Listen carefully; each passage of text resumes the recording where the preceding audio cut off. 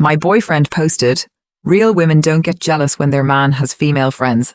43 minutes after I publicly agreed with him, he was calling me a manipulative liar. My name is Claire Bennett. I'm 26 years old, and until 3 weeks ago, I truly believed Ethan Carter and I were building a future together. We'd been together for almost 2 years and living in the same apartment for 8 months. It wasn't luxurious, but it was home. We split the rent, shared the chores, argued over takeout, and spent quiet Sunday mornings drinking coffee by the kitchen window. Ethan used to say living together proved how perfectly we fit. "You're easy to be around," he'd often say.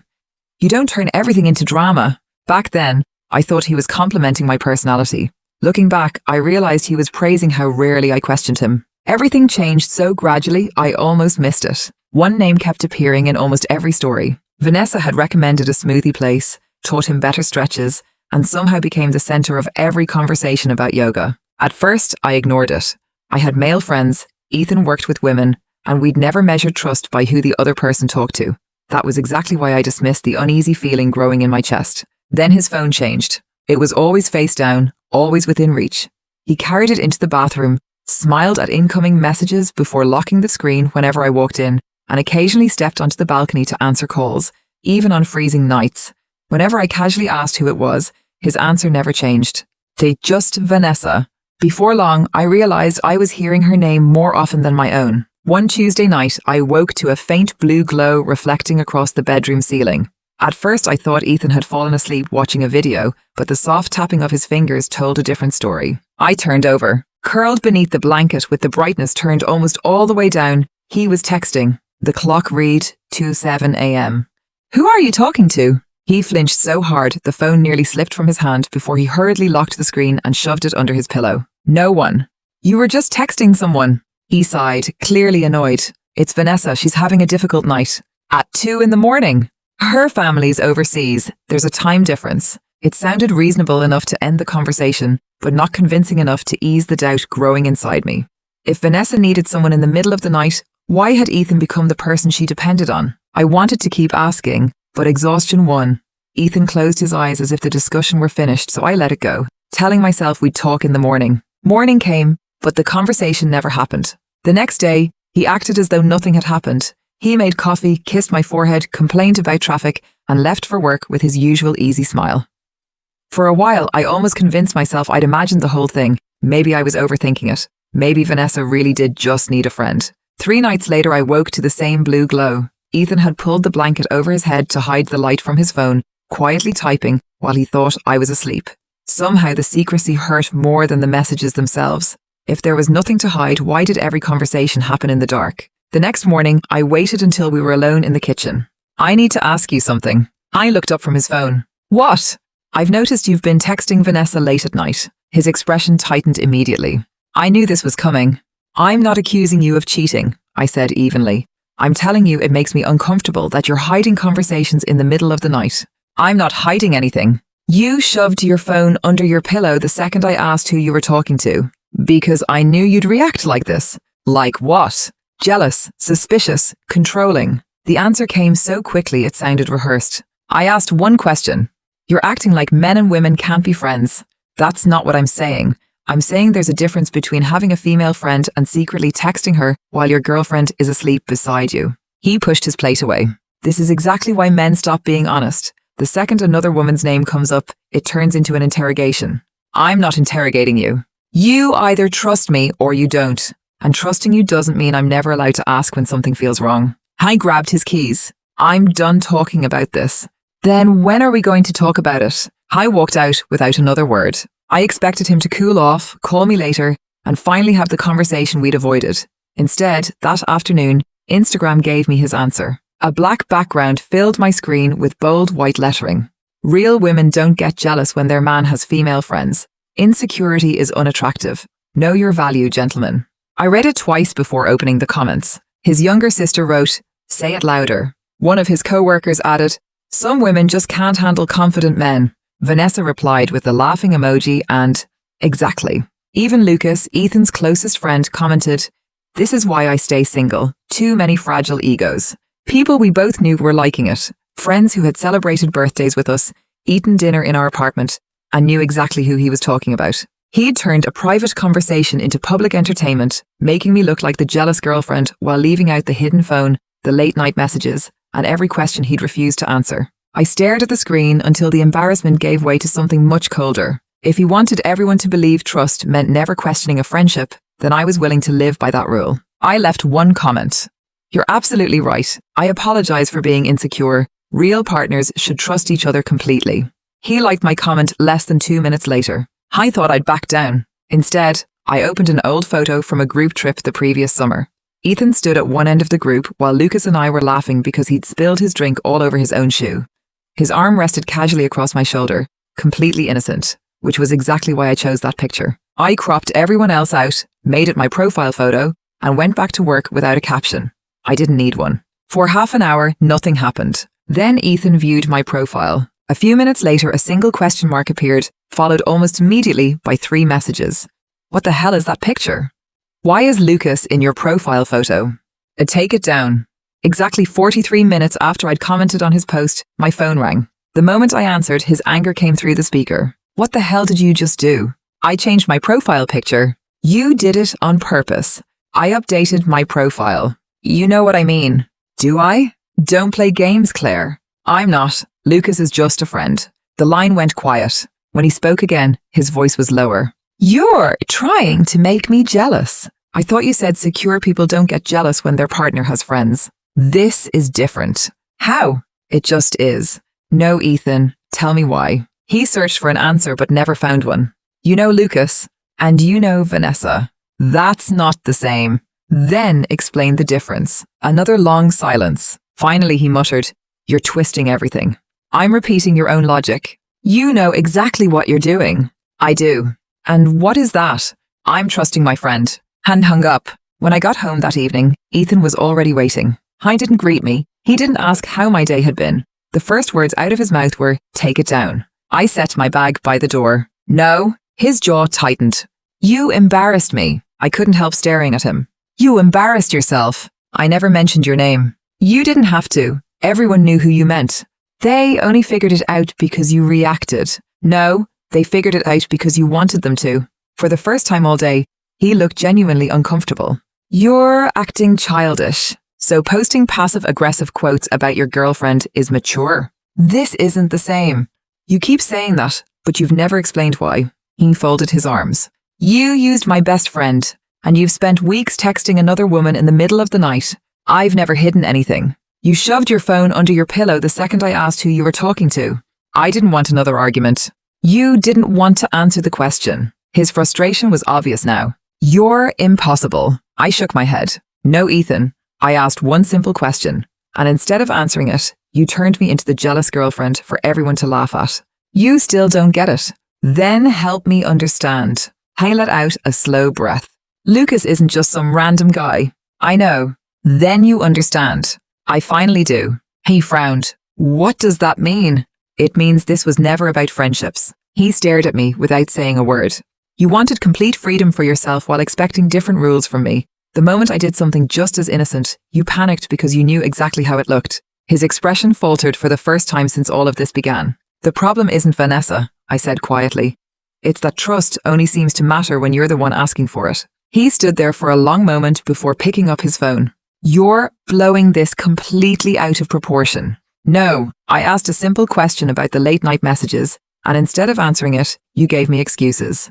"They weren't excuses." "They still didn't explain why you hid the conversations." His patience finally snapped. "Oh my God, Claire, why can't you just let this go?" "Because you never answered the question. I don't have to justify every friendship I have. I never asked you to. I asked for honesty." He stared at me for a second, grabbed a pillow from the couch, and headed toward the guest room. "I can't do this tonight." The bedroom door clicked shut behind him. Standing alone in his kitchen, I realized what hurt most wasn't that we were sleeping in separate rooms. It was that he'd chosen a locked door over a 5-minute conversation. The next morning, my phone vibrated before I was even fully awake. For a split second, I thought Ethan had finally apologized. Instead, I found messages from his sister, his mother, co-workers, college friends, and people who barely knew me. Different names, same accusations. "You're manipulating him. Stop playing games. Take the picture down." He's devastated. By 9 o'clock, more than 20 messages had piled up. The longest came from Ethan's sister.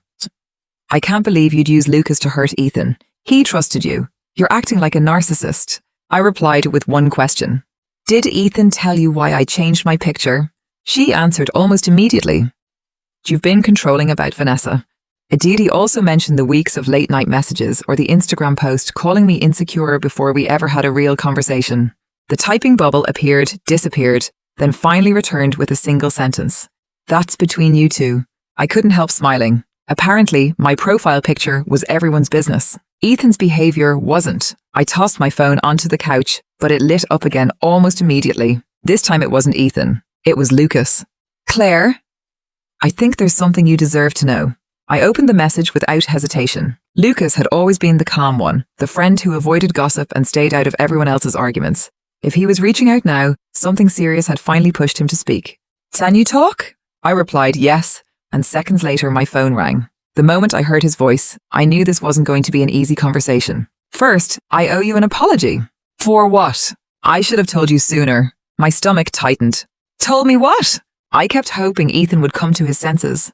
And he never did. I sat down at the kitchen table. Lucas, just tell me. He exhaled slowly. I've known about Vanessa for months. The words drained the warmth from the room. What do you mean? I don't think they're officially together, but they've crossed lines. How? They flirt. They call each other nicknames, grab drinks after yoga, and text far more than two friends should. My grip tightened around the edge of the table.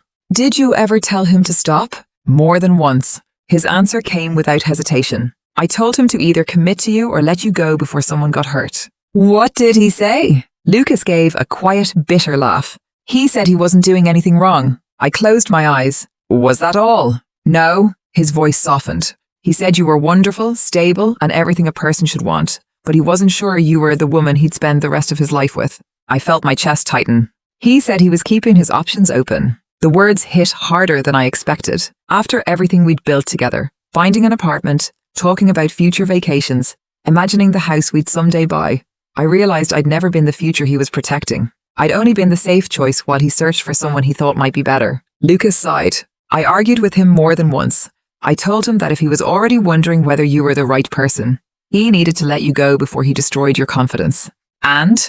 He laughed. Lucas paused before adding, he kept insisting it wasn't cheating because nothing physical had happened. I stared at the floor. People always talked about cheating as if it only began the moment two people crossed a physical line. They rarely admitted it usually started much earlier, with secrecy, emotional dependence, and the slow decision to invest in someone outside the relationship. I should have warned you, Lucas said quietly. I honestly believed he'd come to his senses. You were trying to protect your friend. I was. I just didn't realize protecting him meant hurting you. His honesty left me with nothing to say except, thank you. I know this doesn't make things easier. No, I admitted. But it finally makes everything make sense. Ethan came home shortly after 7 carrying groceries, acting as though it had been an ordinary day. You've been quiet, he said. I talked to Lucas. The bags stopped halfway to the counter. What about? He told me about Vanessa. His face barely changed, but the hesitation in his eyes told me Lucas hadn't lied. What exactly did he tell you? He asked. That you and Vanessa have been flirting, grabbing dinner after yoga, calling each other nicknames, and telling him you were keeping your options open. Ethan let out a slow breath. He's making it sound worse than it was. So you did have dinner together? A couple of times. And you never thought to mention it. I didn't think it mattered. What about the nicknames? They were jokes. And keeping your options open. I looked away before answering. I was frustrated. Neither of us spoke. So you really did say it? It didn't mean what Lucas thinks. Then tell me what it meant. His mouth opened, but no explanation came. Instead, he reached for the easiest escape. Lucas only heard one side. I gave a short laugh. So did everyone who read your Instagram post. That finally left him speechless. After a long pause, he asked almost quietly, you actually believe him? I believe the man who's been hiding his phone, dodging simple questions, humiliating me online, and now calling his own best friend a liar because the truth is inconvenient. His shoulders dropped. I'm sorry things got this far. I waited. I'll delete the post. I still said nothing. You take down the picture and we move on. That was his solution. Not an apology. Not accountability. Just pretending none of it had happened. I met his eyes. And Vanessa? What about her? Will you stop texting her? I didn't answer immediately. Finally, he sighed. She's my friend. I know. You can't decide who I'm allowed to talk to. I'm not trying to. I'm asking whether you're willing to give me the same reassurance you expected from me. His expression hardened again. I shouldn't have to end a friendship because you're uncomfortable. A tired smile crossed my face. Then neither should I. He frowned. What does that mean? My profile picture stays. You can't be serious. I trusted my friend, posted an innocent picture, and accused nobody. If everything you've been saying is true, that shouldn't bother you. For a second, he simply stared at me. Then frustration finally won. This relationship isn't supposed to be a competition. No, I answered quietly. It's supposed to be built on respect. Without another word, he pulled an overnight bag from the closet and shoved in a few clothes, his charger, and his shaving kit. If this is how you're going to treat me, I'm leaving. I didn't try to stop him. At the door, he looked back one last time. I thought you'd fight for us. I am. He frowned. No, you're fighting to avoid accountability.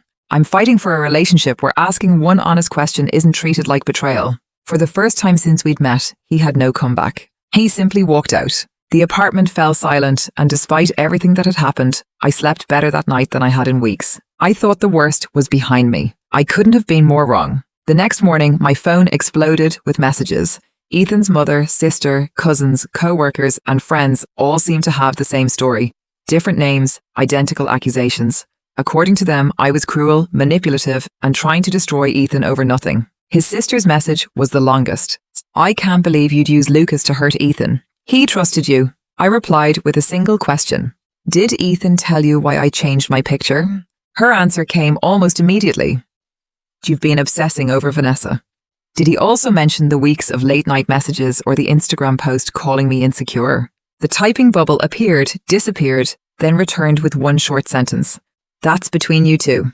I smiled to myself. Apparently, Ethan's actions were private. Mine belonged to everyone. Around lunchtime, another message appeared. This time it was Vanessa. She insisted they were just friends and claimed Ethan had told her I was jealous and controlling. I asked one simple question. If there was nothing to hide, why were the conversations always hidden? She never answered. Instead, she repeated the same line Ethan had been using for weeks. Easily. By then, I finally understood. Neither Ethan nor Vanessa had changed their story. They'd simply repeated it so many times that they no longer questioned whether it was true. That evening, Ethan called before I even had a chance to think about what came next. What did you do? What are you talking about? You contacted Vanessa's boyfriend. I told him what had happened. You had no right.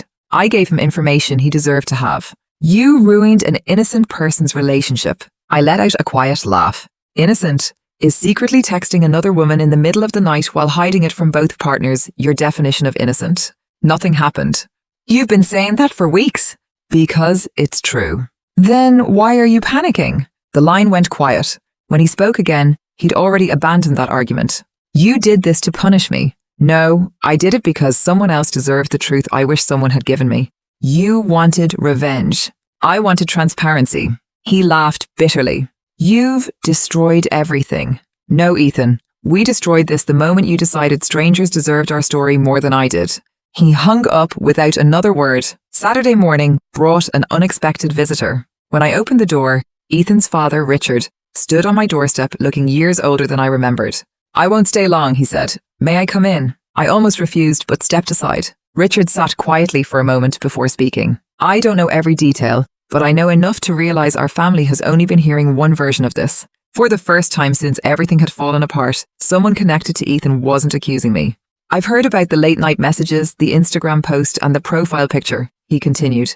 I'm not proud of how my son handled any of it. His voice carried more disappointment than anger. We didn't raise him to humiliate people instead of talking to them. I didn't know how to respond. As he reached the door, he turned back one last time. I think I finally understand where I failed him. The conversation stayed with me long after he left. Richard hadn't asked me to forgive Ethan or give him another chance. He simply looked like a father who had finally realized his son wasn't the victim he'd imagined. It was also the last quiet day I had. Monday morning, before I even reached my office, my phone rang. Good morning, Claire. This is Melissa from Riverside Apartments. We've received a complaint about repeated disturbances coming from your unit. I frowned. What kind of disturbances? The report mentions loud arguments, objects being thrown, and someone feeling unsafe. I stared through the windshield for a moment before answering. I've been living alone for nearly 2 weeks, My boyfriend moved out after an argument, and my apartment has been empty most evenings. Melissa hesitated. I appreciate you explaining that. We have to investigate every complaint we receive. I understand. At this point, we won't be taking any further action unless we receive additional reports. After we hung up, I already knew exactly where the complaint had come from. Whether Ethan had filed it himself or convinced someone else to do it didn't really matter. It was just one more attempt to rewrite the story, turning me into the unstable one. By then, I wasn't shocked anymore. I was simply tired. 2 evenings later, I unlocked my apartment after work and immediately felt something was off. Nothing obvious had changed, yet the room no longer looked the way I'd left it. The novel from my coffee table was back on the bookshelf, my denim jacket had been hung neatly inside the closet, and a candle had somehow migrated from the TV stand to the kitchen counter. Individually, none of it mattered. Together, it meant someone had been inside. I checked every room before opening the hallway cabinet. The spare blanket I'd carefully folded had clearly been moved. Only one person knew exactly where everything belonged. I called Ethan. Were you in the apartment today? I still have a key. So that's a yes. I stopped by to grab a few things. You also rearranged mine. I cleaned up a little. My stomach tightened. You came into the apartment while I was at work. Our apartment. No, you moved out. I still have every right to come by. Without telling me? I didn't think it mattered. Hearing those words again settled something inside me. I truly believed my boundaries only existed when they were convenient for him. That same evening, I called a locksmith. By 9 o'clock, every lock had been replaced. It cost me $175. It bought me peace. The next afternoon, Ethan found out. Why doesn't my key work? Because I changed the locks. He called immediately. You actually changed them? Yes. That's illegal. No, my name is the only one on the lease. My things are still there. I'll arrange a time for you to collect them. You don't get to decide that. I do. The conversation ended there. 3 days later, Ethan texted. Can we meet? A second message followed. No fighting, just one honest conversation. After staring at the screen for several minutes, I finally replied. Tomorrow, 6 o'clock. He answered almost instantly. Thank you. The next evening, he arrived carrying a paper bag from my favorite bakery. For a split second, I remembered the man I'd fallen in love with. Or maybe just the version of him I'd believed existed. He looked exhausted.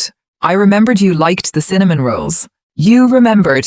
I remember a lot. Neither of us touched the pastries. Instead, Ethan quietly admitted he'd been wrong. He apologized for the Instagram post, for dragging other people into our relationship, and for shutting me down every time I tried to talk.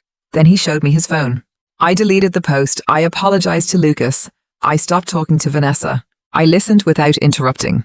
I even blocked her. When he finally finished, I shook my head. I never asked you to block Vanessa. His expression tightened. I thought that's what you wanted. No, I wanted honesty. He frowned, genuinely confused. I never wanted to control who you talked to, Ethan. I wanted to feel safe asking why another woman needed you at 2 a.m. without being humiliated for it. I let the silence settle before asking the only question that mattered. If I'd been secretly texting another man every night, hiding my phone, then posting online that you were insecure after you questioned me, what would you have done? I didn't answer. Because he couldn't. After a long moment, he admitted quietly. I'd have been furious. I nodded. That's all I ever wanted you to understand. He stared at the floor for a moment. I never saw it that way. I know. Why didn't you make me understand sooner? A sad smile crossed my face. I tried. I reminded him of every calm conversation, every respectful question, every chance I'd given him to tell the truth. And every single time, I said quietly, you convinced me I was the problem instead of listening to what I was trying to tell you. A tear slipped down Ethan's cheek. I was scared. Of what? That if I admitted the friendship had crossed a line, I'd have to admit I was becoming someone I never wanted to be. For the first time in weeks, I believed him completely. The hardest part was realizing his honesty had arrived only after everything worth saving was already gone. I believe you, I said quietly. Hope flickered across his face. You do? I do. I waited for the rest. But believing you doesn't change what happened. The hope disappeared as quickly as it had appeared. I don't think you're a bad person, Ethan. I think every time you had to choose between facing the truth and protecting your version of yourself, you chose the easier path. He lowered his head. So, this is really over. I looked around the apartment that had once felt like our future. I think it ended long before either of us had the courage to admit it. Neither of us cried. There was simply nothing left to fight for. 3 days later, Ethan collected the last of his belongings while I was at work, just as we'd agreed. When I got home, the apartment felt unfamiliar in the quietest way. His bookshelf was gone, the hallway was empty, and the only thing waiting for me was a folded note on the kitchen island. Thanks for nothing. I read it once, folded it again, and dropped it into the trash. Surprisingly, I didn't feel angry. I just felt finished. About 6 months later, Lucas called. After a few minutes of small talk, he laughed softly. Ethan's seeing someone new. I hope she's happy. Lucas hesitated. She recently started asking questions about another woman. I already knew what came next. He called her insecure. Neither of us needed to say anything else. Some people don't repeat the same mistakes because they never recognize them. They repeat them because they refuse to. Life gradually settled into something quieter. The rumors faded, people stopped asking questions, and the ones who truly knew me never needed an explanation in the first place. Emily eventually wrote to tell me she'd ended her relationship after discovering her boyfriend had been carrying on similar friendships with several other women. Richard continued checking in every few weeks, never to convince me to forgive Ethan, only to ask how I was doing. Each time, my answer became a little easier. Better. Healing wasn't dramatic. It happened in ordinary moments. The apartment slowly stopped reminding me of what I'd lost and started feeling like my own home again. I reconnected with old friends, accepted invitations I'd spent months declining, and rediscovered pieces of myself I'd quietly set aside while trying to keep someone else comfortable. People occasionally asked when I'd start dating again. The truth was, I wasn't waiting for another relationship. I'd already found what I'd been missing. I trusted myself again. Looking back, the photo never ended our relationship. It simply exposed how long we'd been pretending everything was fine. I carried my coffee to the kitchen window and watched the morning sunlight pour across the hardwood floor. Outside, children laughed somewhere down the street. Inside, my phone rested quietly on the table. There were no late-night messages waiting for me. No hidden conversations to question. No reason to wonder whether I'd asked for too much. The apartment didn't feel empty anymore. It finally felt like mine. For months, I'd been fighting to keep someone who kept asking me to doubt myself. Now I understood something I'd spent far too long trying to ignore. Love should never require you to silence your instincts just to keep someone comfortable. I took another sip of coffee, opened the windows a little wider, and let the fresh morning air fill every room. For the first time in a very long time, no apology was coming. No message could change what had happened. And I no longer needed anyone else to choose me. I'd already chosen myself. And somehow, that felt like the happiest ending I could have asked for.